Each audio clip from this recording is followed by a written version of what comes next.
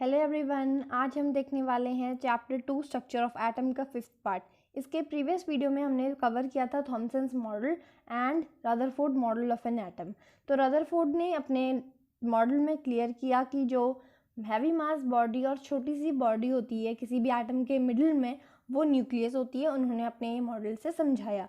Okay, तो अब हम करने वाले हैं, हमने मॉडल्स देख लिए, अब हम देखेंगे कि एटम और एटम के अंदर जो मास नंबर होता है, एटॉमिक नंबर होता है, ये हम किसी भी एटम के अंदर से कैसे निकालते हैं अगर हमें प्रोटॉन, न्यूट्रॉन्स और इलेक्ट्रॉन्स के बारे में नॉलेज हो तो। ओके, तो आज हम यही देखने वाले हैं, एटॉमिक मास, ये सब क्या चीज़ें होती हैं। Okay, so first of all atomic number. So atomic number हमें पता है, बहुत से हाइड्रोजन होता है, हीलियम, इनका 1 2 होते हैं, hydrogen, helium, lithium, beryllium, boron, तो ये 1 2 3 करके चलता है। ठीक है, हम इसके एटॉमिक नंबर ऐसे कैसे बोलते हैं, क्यों, मतलब डिफाइन करो इस टर्म को, एटॉमिक नंबर क्या है। सबसे पहले तो हमें इसमें ये जानना है कि इसका सिंबल क्या होता है। इसका सिंबल होता है Z। ओके, हम कभी भी एटॉमिक नंबर को Z से सिंबलाइज करते हैं। अब हमें पता होना चाहिए एटॉमिक नंबर किसी भी एटम के अंदर क्या शो करता है। ओके, तो जितने भी नंबर ऑफ प्रोटॉन्स होते हैं किसी भी एटम के अंदर, वो होते हैं उसके एटॉमिक नंबर, उसी को हम उसका एटॉमिक नंबर बोलते हैं। अगर हमें किसी भी एटम के अंदर के प्रोटॉन्स के बारे में पता है कितने नंबर में है, तो हम उसे डायरेक्टली लिख के बता सकते हैं कि अगर ये नंबर ऑफ प्रोटॉन्स है तो ये इसका क्या है, एटॉमिक नंबर है। सो एटॉमिक नंबर की डेफिनेशन क्या होगी, it is defined as the number of protons present in an atom. एक और बात ध्यान देने वाली है, अगर प्रोटॉन और इलेक्ट्रॉन्स का नंबर सेम है, ओके, अगर प्रोटॉन का नंबर इलेक्ट्रॉन के नंबर से सेम है, तो इसका मतलब होगा वो एटम इलेक्ट्रिकली न्यूट्रल है, यानी कि उसमें कोई चार्ज नहीं है। ओके, यानी ना उसने किसी से इलेक्ट्रॉन लिया है ना दिया है, it is electrically stable compound. Okay, तो हम ऐसे कह सकते हैं, तो ये ध्यान से पढ़ना है इसको। If atom is electrically neutral then number of proton is equal to number of electron. तो ये बात आपको हमेशा याद रखनी है, अगर कोई भी एटम इलेक्ट्रिकली न्यूट्रल है तो उसका क्या होगा, प्रोटॉन और इलेक्ट्रॉन का नंबर हमेशा सेम होगा। अगर किसी का इलेक्ट्रॉन का नंबर सेम नहीं आ रहा है, क्योंकि प्रोटॉन का नंबर चेंज नहीं हो सकता है, चेंज होता है वो है इलेक्ट्रॉन का नंबर।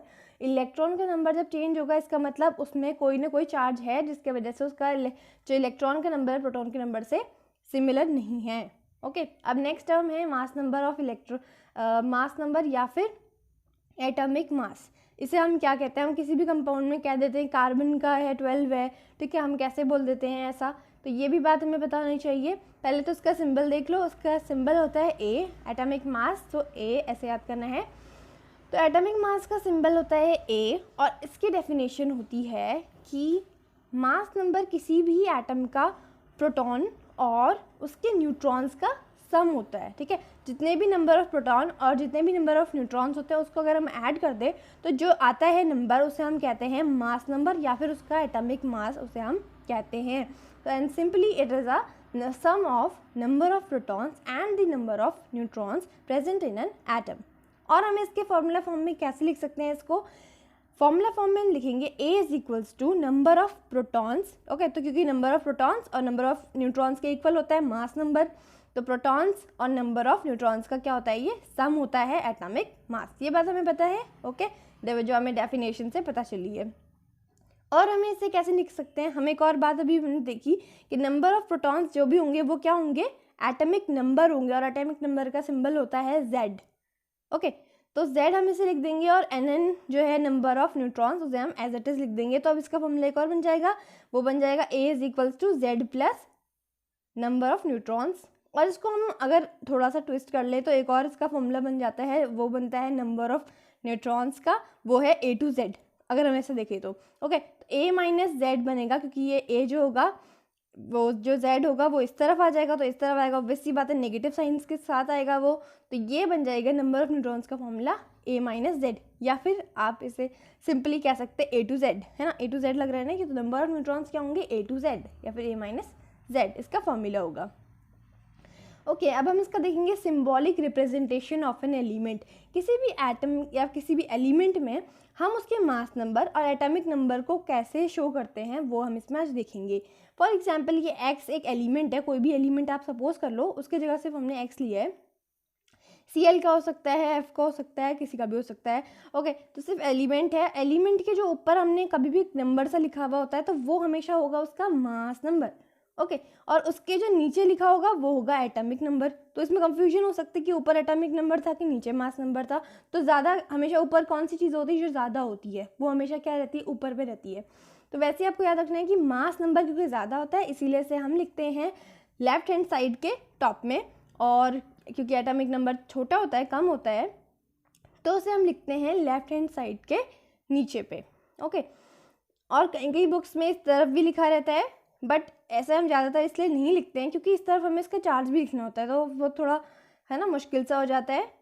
बट इस तरफ ज़्यादातर लिखा रहता है ताकि हम इस तरफ उसका चार्ज, उस एलिमेंट का चार्ज लिख सकें। वैसे इस तरफ भी अगर हमें सिर्फ उसका एटॉमिक नंबर और मास बताना है तो हम इस तरफ भी लिख सकते हैं। ओके, ऐसा कोई इशू नहीं है इसमें।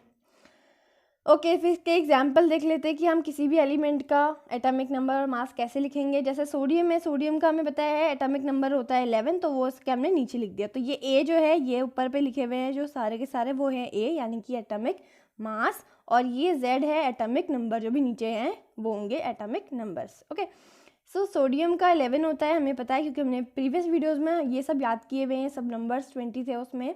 ओके, तो वो मेन 20 थे जो यूज़ होने वाले थे उस चैप्टर में। तो इस चैप्टर में वैसे कोई याद करने की ज़रूरत तो नहीं है क्योंकि ये सब आपको याद ही होंगे, बहुत सिंपल वाले हैं। तो सोडियम का 11 होता है atomic number, so it is in the bottom. और क्योंकि उसका मास नंबर 23 होता है तो वो क्या है, टॉप लेफ्ट कॉर्नर में। उसके बाद है हमारा कार्बन। कार्बन का 6 होता है एटॉमिक नंबर और 12 होता है उसका एटॉमिक मास। वैसे कार्बन 14 का भी एग्जांपल दे सकते हैं, उसको भी इसी तरह लिखा जाएगा, बस क्या आएगा यहाँ पे 12 की जगह 14। अब है ऑक्सीजन। ऑक्सीजन का 8 होता है एटॉमिक नंबर और होता है 16 उसका एटॉमिक मास। और इसी तरह आप सभी का लिख सकते हैं, बस नीचे क्या लिखना है आपको, एटॉमिक नंबर और ऊपर एटॉमिक मास। सिंपल रिप्रेजेंटेशन है। अब हम देखेंगे डिफाइन द फॉलोइंग एग्जाम्पल्स। तो फर्स्ट सबसे पहला इसे है टर्म, इन सब टर्म्स को मैं डिफाइन करने को पूछेगा, और उसके एग्जाम्पल्स जो है बहुत ज़्यादा मेन होते हैं क्योंकि एग्जाम्पल ही याद नहीं रहते हमें एग्जाम टाइम में, और सब याद रहता है ना। तो ये तो हमें पता रहता है आइसोटोप्स की डेफिनेशन, बट हमें एग्जाम्पल याद नहीं रहता, तो एग्जाम्पल भी याद करना चाहिए, एग्जाम्पल के साथ याद करना चाहिए। तो पहले हम देखेंगे आइसोटोप। सो आइसो मीनिंग ऑफकोर्स सेम, कोई भी चीज़ आइसो है इसका मतलब वो सिमिलर है, सेम है। और टोप्स का मतलब यहाँ पे है एटॉमिक नंबर।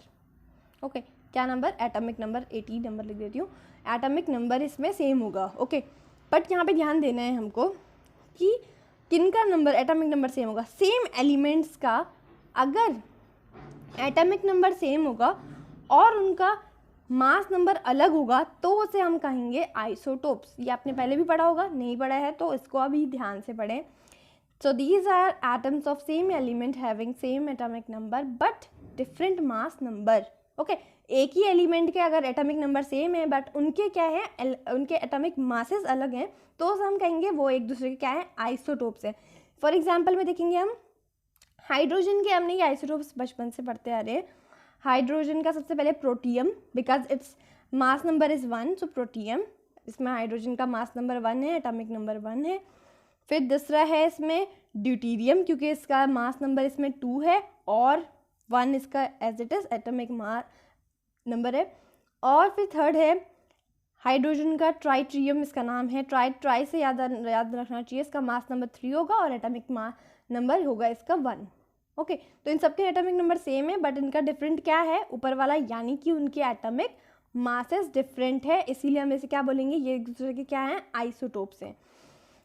अब हम देखेंगे इसके सेकंड एग्जाम्पल में है कार्बन का होता है, ये मैंने आपको बताया था, कार्बन का होता है कार्बन 6 और 12, यानी कि उसका 6 होता है और उसका एटॉमिक मास जो होता है 12 होता है। इसके सेम एटॉमिक नंबर में उसका एक और मास नंबर होता है 14, और ये जो होता है रेडियो एक्टिव कार्बन होता है। इसका यूसेज कभी कभी कभार पूछ लेते हैं एग्जाम में कि ये कार्बन 14 जो होता है इसका आप यूज़ बताइए। सो इसका यूज़ हम करते हैं पुरानी चीज़ों का एज डिटेक्ट करने के लिए। सो ये एज डिटेक्ट करने के लिए यूज़ होता है, ये आप ध्यान में रखना, और हायर क्लासेस में इसके बारे में आप और पढ़ेंगे। वैसे मैं आपको बता देती हूँ वैसे यूज़ कैसे करते हैं ये लोग। इनको क्या करते हैं, वो पुरानी चीज़ों में से कार्बन, क्योंकि कार्बन तो हर चीज़ में बना ही होगा, है ना, तो वो कार्बन को क्या करते हैं, उसमें से डिटेक्ट करते हैं, कार्बन को लेते हैं और देखते हैं कि वो कितना कम हो गया, उस हिसाब से वो उसमें देखते हैं उसकी एज कितनी हो सकती है। ओके, तो ये है इसका एग्जाम्पल कार्बन 6 का। कार्बन 6 12 भी होता है उसका मास नंबर और 14 भी होता है। तो ये क्या हो गया एक दूसरे के आइसोटोप्स। अब नेक्स्ट है आइसोबार। आइसोबार होता है सेम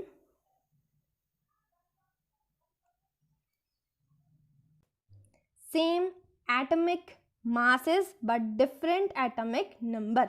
बट वो तो क्या मैंने आइसोटोप जो पढ़ा था वो था सेम एलिमेंट की बात थी, यहाँ है डिफरेंट एलिमेंट में, क्योंकि किसी का एटॉमिक नंबर तो ऑब्वियस ही बात है किसी सेम, क्योंकि सेम एलिमेंट में तो ऑफकोर्स है सेम होगा, डिफरेंट एलिमेंट्स में उसका एटॉमिक नंबर सेम नहीं हो सकता। तो ये किसके लिए होगा, डिफरेंट एलिमेंट्स के लिए होगा। डिफरेंट एलिमेंट्स में उनका क्या होगा, एटॉमिक नंबर डिफरेंट होगा, बट सेम क्या होगा उनका मास नंबर। यानी कि दूसरे दो अलग अलग एलिमेंट्स में अगर उनका मास नंबर सेम होगा वैसे फिर उसका एटॉमिक नंबर चेंज होगा, तो उसे हम कहेंगे एक दूसरे का वो क्या है, आइसोबार है। फॉर एग्जाम्पल के लिए कार्बन 14 जो अभी हमने देखा रेडियो एक्टिव कार्बन, इसका जो है नॉर्मल नाइट्रोजन इसका आइसोबार है, क्योंकि इसमें इन दोनों के जो मोलर इसके मोलर मासेस कह सकते हैं या फिर उनके मास नंबर्स जो हैं वो हैं same, so they are isobar of each other. So इनका तो ये हो गए एक दूसरे का आइसोबार। फिर नेक्स्ट एग्जाम्पल में है ये दोनों हैं पोटेशियम एंड कैल्शियम। इन दोनों के भी ये वैसे आपको याद होगा इन दोनों के इन दोनों के एटॉमिक मासेस जो होते हैं सेम होते हैं, बट ये आगे पीछे होते हैं, इनके बस एटॉमिक नंबर सिमिलर नहीं होते हैं, इनके बस एटॉमिक मासेस सेम होते हैं। तो ये हो गए एक दूसरे के एटॉमिक मासेस। उसके बाद होता है आइसोटोन्स। आइसोटोन्स में आइसोस फॉर सिमिलर सेम, बस टोन्स का मतलब यहाँ पे होगा न्यूट्रॉन्स का नंबर होना सेम, यानी कि इसका मतलब आया कि सेम होगा क्या, न्यूट्रॉन्स का नंबर। यानी कि वो स्पीशीज जिसमें सेम नंबर ऑफ न्यूट्रॉन्स होंगे उसे हम कहेंगे क्या, आइसोटोन्स। दीज आर दो species which contain same number of neutrons. तो अब नंबर ऑफ न्यूट्रॉन्स सेम कैसे हो सकता है ये भी हम इसमें देखेंगे। फॉर एग्जाम्पल कार्बन, नाइट्रोजन और ऑक्सीजन के एग्जाम्पल है। ओके, इनके हमने क्या लिख दिए, एटॉमिक मासेस, ये इनके एटॉमिक मासेस हैं, ये है इनका एटॉमिक नंबर्स।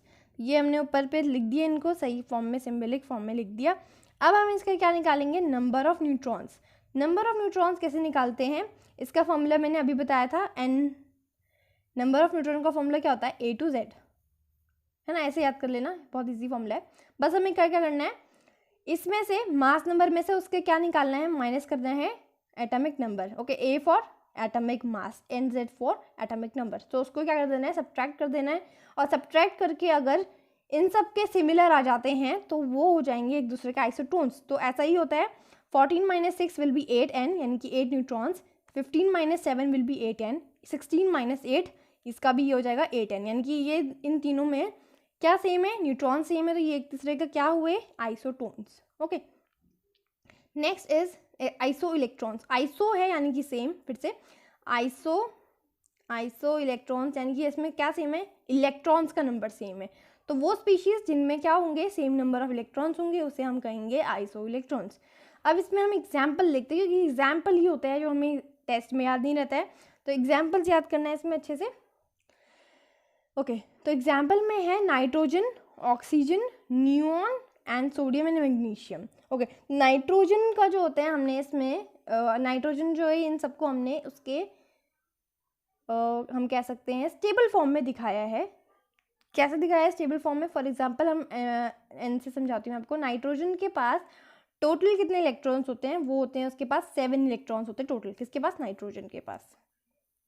तो नाइट्रोजन के पास होते हैं टोटल 7 इलेक्ट्रॉन्स, एंड 7 इलेक्ट्रॉन्स होते हैं उसके अकाउंट में बोल रही हूँ, उसके ऑर्बिट में। तो उसके ऑर्बिट में अगर 7 इलेक्ट्रॉन्स होते हैं तो उसे क्या चाहिए, स्टेबिलिटी चाहिए। हर किसी को क्या चाहिए, स्टेबल होना है अपनी लाइफ में। उसी तरह नाइट्रोजन को भी स्टेबल होना है। सो स्टेबल होने के लिए उसकी पहले कॉन्फ़िगरेशन देख लेते हैं। उसकी कॉन्फ़िगरेशन होगी 2:5। तो 2:2 और 5 होगी उसकी कॉन्फ़िगरेशन। लास्ट वाले ऑर्बिट में उसमें 5 इलेक्ट्रॉन, बट होने कितने चाहिए, 8 होने चाहिए।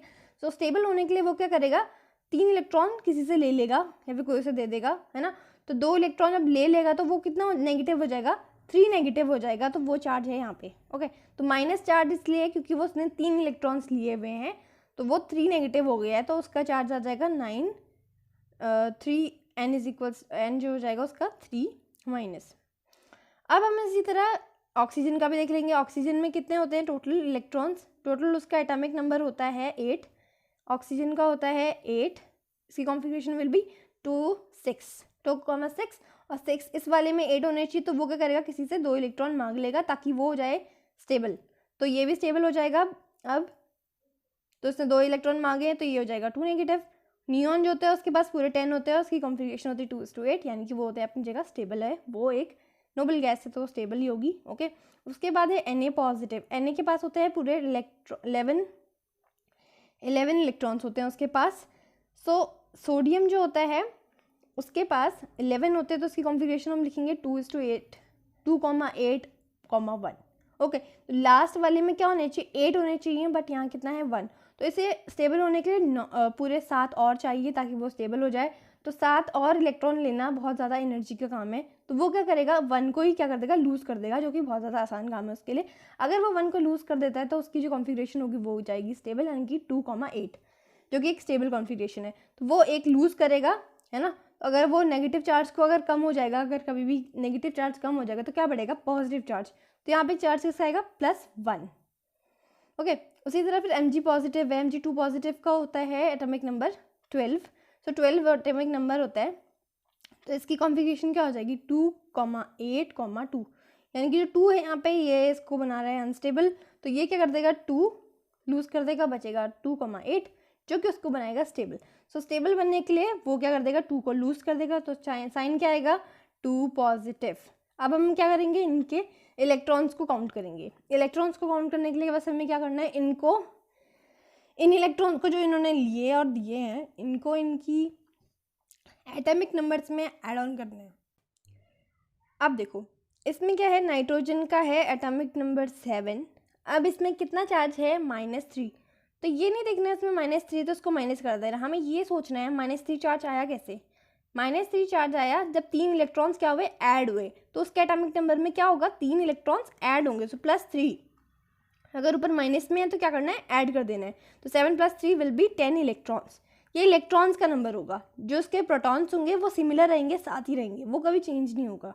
बस चेंज क्या होता है इलेक्ट्रॉन्स का नंबर, क्योंकि वो कम ज़्यादा हो सकते हैं, कोई ले दे सकता है। ओके, अब है ऑक्सीजन। ऑक्सीजन का था 8 एटॉमिक नंबर। अब क्या हो गए इसके 2 नेगेटिव, यानी कि इसने 2 गेन किए तो +2 हो जाएंगे, तो इलेक्ट्रॉन्स कितने अब हो गए उनके पास 10 इलेक्ट्रॉन्स हो गए। नियॉन क्योंकि स्टेबल था तो उसके पास 10 इलेक्ट्रॉन्स ही होंगे, है ना, क्योंकि जिसका भी इलेक्ट्रिकली न्यूट्रल होता है उसका एटॉमिक मास जो एटॉमिक नंबर जो होता है उसके नंबर ऑफ इलेक्ट्रॉन्स के इक्वल होता है, यानी कि प्रोटॉन और इलेक्ट्रॉन सब इक्वल होते हैं। अब है सोडियम। सोडियम प्लस है, तो सोडियम प्लस है, इसका मतलब उसने एक इलेक्ट्रॉन लूज़ किया है और उसके एटॉमिक नंबर क्या है 11 में से माइनस कर देंगे 1, तो क्या आएगा 10 इलेक्ट्रॉन्स। फिर है Mg2 पॉजिटिव। Mg2 पॉजिटिव यानी कि 2 इलेक्ट्रॉन लूज़ किए हैं, इसका एटॉमिक नंबर है 12, 12 में से माइनस कर दो 2 तो आ जाएगा 10। इन सब के में एक चीज़ कॉमन दिख रही है, वो है इलेक्ट्रॉन्स, यानी कि 10 इलेक्ट्रॉन सभी में है, तो ये सब क्या होगा आइसो इलेक्ट्रॉन्स। ये सभी में एक दूसरे के ये आइसो इलेक्ट्रॉन्स है क्योंकि इनके इलेक्ट्रॉन्स का नंबर सेम है। अब हम करेंगे questions. So question is calculate the number of electrons, protons and neutrons in the following. तो ये बहुत इजी काम है, इलेक्ट्रॉन, प्रोटॉन और न्यूट्रॉन निकाल देना है। ये हमें पता है ऊपर वाली चीज़ क्या है, ये है A यानी कि एटॉमिक मास, नीचे वाला है Z। ओके, सो अब हमें क्या करना है, सबसे पहले हमें क्या निकालना है, हमेशा हमें लिखना है नंबर ऑफ प्रोटॉन्स, क्योंकि वो क्या होता है उसका एटॉमिक नंबर होता है। तो ये सबसे पहले आंसर में लिख दो 35। तो हमारे क्या आ गया नंबर ऑफ प्रोटॉन आ गया। अब हम नंबर ऑफ इलेक्ट्रॉन देखेंगे। यहाँ पे कोई चार्ज दिख रहा है, नहीं दिख रहा है, इसका क्या मतलब हुआ, ये अभी इलेक्ट्रिकली स्टेबल है, तो इसके इलेक्ट्रॉन्स क्या होंगे उतने ही होंगे, कितने होंगे 35 है, सो 35 ही इसके इलेक्ट्रॉन्स का नंबर होगा। तो इलेक्ट्रॉन्स भी आ गए हमारे पास। अब बचा हमारे पास क्या न्यूट्रॉन। तो न्यूट्रॉन का हमें फॉर्मूला पता है, नंबर ऑफ न्यूट्रॉन्स के लिए हमें क्या करना होता है A - Z या फिर A to Z वाला फॉर्मूला लगा देना होता है। तो ये आ जाएगा हमारा 80 - 35 इज इक्वल्स टू 45N। तो ये हमारा आ गया नंबर ऑफ न्यूट्रॉन। इसी तरह सारे क्वेश्चंस कर लेने हैं। ये ऑक्सीजन का है, इसमें बस ध्यान का दिखना है, यहाँ कुछ दिख रहा है ना, चार्ज का ध्यान देना है। बस सबसे पहले लिखना है हमें नंबर ऑफ प्रोटॉन्स, क्योंकि वो उसके नंबर ऑफ एटॉमिक नंबर के सिमिलर होता है, तो 8। तो फिर नंबर ऑफ इलेक्ट्रॉन निकालेंगे, इसके पास 8 एटॉमिक नंबर है और चार्ज क्या है यहाँ पे 2 पॉजिटिव, यानी कि 2 इसने क्या किए हैं, सॉरी 2 नेगेटिव होगा यहाँ पे, 2 नेगेटिव होगा, ये गलत है। ओके 2 नेगेटिव होगा, 2 इसने क्या किए हैं, गेन किया है स्टेबल होने के लिए, तो सो प्लस 2 इलेक्ट्रॉन्स, यानी कि अब ये हो जाएगा 10। इसके इलेक्ट्रॉन्स का नंबर आ गया 2, 10 आ गया। अब है हम निकालेंगे number of neutron. Number of neutron का फॉर्मूला सिंपल है, atomic mass minus A minus Z is equals to, A कितना है 16 माइनस 8 इज इक्वल्स टू 8। तो ये आ गया इसके नंबर ऑफ इलेक्ट्रॉन्स न्यूट्रॉन्स। अब हम निकालेंगे Mg2 पॉजिटिव का सेम ढंग से। सबसे पहले क्या लिखेंगे, नंबर ऑफ प्रोटॉन्स, जो उसके हमेशा रहेंगे 12 एटॉमिक नंबर के इक्वल। फिर हम निकालेंगे इसके इलेक्ट्रॉन्स। इलेक्ट्रॉन्स के लिए हमें क्या करना पड़ेगा, उसके एटॉमिक मास में 2 पॉजिटिव है तो -2 कर देंगे, 12 माइनस 2 विल बी 2, 10 इलेक्ट्रॉन्स। अब हम निकालेंगे number of neutrons. Number of neutrons will be A minus Z. फिर से फॉर्मूला लगाएंगे, A is equals to 24 minus 12 is equals to 12 neutrons, 12n। Okay तो ये आ गया। इसी तरह से इसको भी खुद कर लेना, बहुत ज़्यादा ईजी है ये वाला भी सेम। अब हम करेंगे नेक्स्ट कैटेगरी का न्यूमेरिकल। इसमें है the number of electrons, protons, neutrons in a species are 18, 16 and 16 respectively, assign the proper sign to the species. So इन्होंने बताया है कि जो नंबर ऑफ इलेक्ट्रॉन है, प्रोटॉन और न्यूट्रॉन्स हैं, वो है 18, यानी कि ये इलेक्ट्रॉन का नंबर है, प्रोटॉन का होगा फिर 16 और न्यूट्रॉन का मतलब होगा फिर से 16। क्योंकि इसमें यहाँ पर रिस्पेक्टिवली लिखा है, इसका मतलब ये उसी ऑर्डर में चलेगा। Okay assign the proper sign to the species, यानी कि जो भी स्पीशी होगी उसको इन सब साइन की हेल्प से इसका एटॉमिक नंबर, मास अच्छे से उसके सिंबलिक फॉर्म में लिख दो, ये इन्होंने कहा है। तो अब हम क्या करेंगे, सबसे पहले गिवन वैल्यूज़ लिख लेंगे। 18, 16, 16 हमें नंबर ऑफ इलेक्ट्रॉन गिवन है 16, 18 प्रोटॉन्स गिवन है 16 और नंबर ऑफ न्यूट्रॉन गिवन है 16, ये चीज़ें गिवन है। और हमें ये भी पता है कि नंबर ऑफ प्रोटॉन जो होता है वो होता है एटॉमिक नंबर, यानी कि Z। ठीक है, तो हमारे पास क्या आ गया, नंबर ऑफ प्रोटॉन है, इसका मतलब हमारे पास क्या आ गया, एटॉमिक नंबर आ गया। अब हमें क्या निकालना है, इसका एटॉमिक मास। तो एटॉमिक मास का फॉर्मूला होता है number of protons plus number of neutron, यानी कि प्रोटॉन और न्यूट्रॉन को ऐड करेंगे तो हमारे पास आ जाएगा उसका मास नंबर। तो प्रोटॉन और न्यूट्रॉन दोनों 16 है, तो 16 + 16 विल बी 32, तो मास नंबर आ गया 32। और अब हम करेंगे इसको असाइन, बट हमें अभी इसका चार्ज नहीं पता है क्योंकि अभी हमने निकाला है इसका मास नंबर और एटॉमिक नंबर के अलावा हमें उसमें उसका चार्ज भी निकालना पड़ता है, तो उसका चार्ज भी हम इसमें निकालेंगे। तो चार्ज कैसे निकालेंगे, क्योंकि इसमें इलेक्ट्रॉन और प्रोटॉन का नंबर क्या है, अलग है। ओके प्रोटॉन से ज़्यादा है इलेक्ट्रॉन, इसका मतलब 2 इसमें क्या है, एक्स्ट्रा है। सो 18 - 16 विल बी 2, है ना, 2 है इसका, 2 में डिफरेंस है, तो 2 का इसमें अंतर है। क्योंकि इलेक्ट्रॉन क्योंकि ज़्यादा है, इसका मतलब 2 क्या होगा, नेगेटिव होगा, इसने गेन किया होगा, तभी तो इलेक्ट्रॉन का नंबर ज़्यादा आ रहा है। ओके स्टेबल होने के लिए, तो यहाँ पे चार्ज क्या हो जाएगा, 2 नेगेटिव हो जाएगा। अब हम इस क्योंकि 18 इसका, 16 जो है इसका प्रोटॉन का नंबर है और 16 एटॉमिक नंबर वाला होता है सल्फर, तो हम लिख देंगे सल्फर S, नीचे पे लिख देंगे उसका एटॉमिक नंबर या फिर नंबर ऑफ प्रोटॉन्स यहाँ पे, और उसके ऊपर हम लिखेंगे उसका मास नंबर यानी कि 32, और चार्ज जो हमने निकाला इलेक्ट्रॉन और प्रोटॉन को माइनस करके वो था 2, क्योंकि उसने गेन किया था, तो नेगेटिव चार्ज। सो ये आ गया उसका आंसर। तो इसी तरह के क्वेश्चंस आएंगे तो आपको ऐसे ही करना है, तो सो सिंपल दे आर, तो ये आपके लिए ईजी हो जाएगा। ओके आज के लिए इतना ही, थैंक्स फॉर वॉचिंग।